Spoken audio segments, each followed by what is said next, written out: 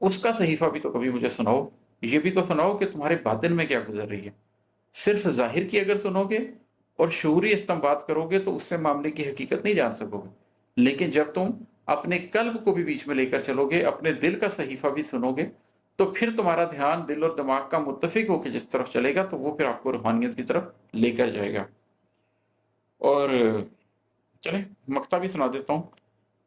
कभी किसी को बिखरते हुए समेट इमाद, कभी किसी को बिखरते हुए समेट इमाद, कभी किसी के तो सीने में लौ जला के देख।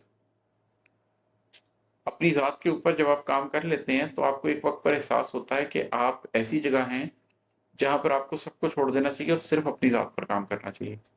लेकिन फिर एक वक़्त ऐसा आता है कि जब आप ये सोचने लग जाते हैं कि अगर मैं सिर्फ़ अपनी ज़ात पर ही काम करता रहूँगा, तो कहीं मैं उन लोगों में तो शामिल नहीं हो जाऊँगा जिनके बारे में अल्लाह ताला को ये नाराज़गी होती है कि हाँ, तुम हकीकत को जानते थे, लेकिन अब तुमने अपने इर्द-गिर्द मुआशरे को ठीक करने के लिए क्या किया?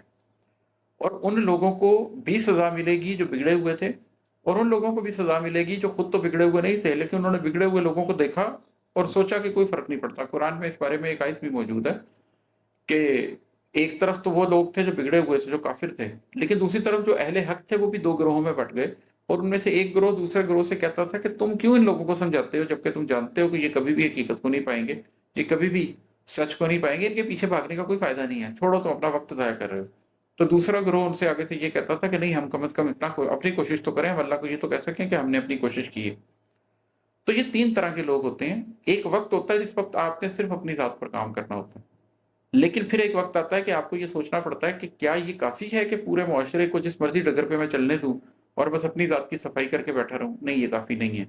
उस वक़्त आप ये चाहते हैं कि आप किसी दूसरे को भी बचाने की कोशिश करें, किसी दूसरे को भी हक बताने की कोशिश करें, दूसरे को भी उस रास्ते पे ले जाने की कोशिश करें जिस पर आप चल रहे हैं। तो उस तनाज़ुर में ये शेर है कि कभी किसी को बिखरते हुए समेट इमाद, कभी किसी के तो सीने में लौ जला कर देख।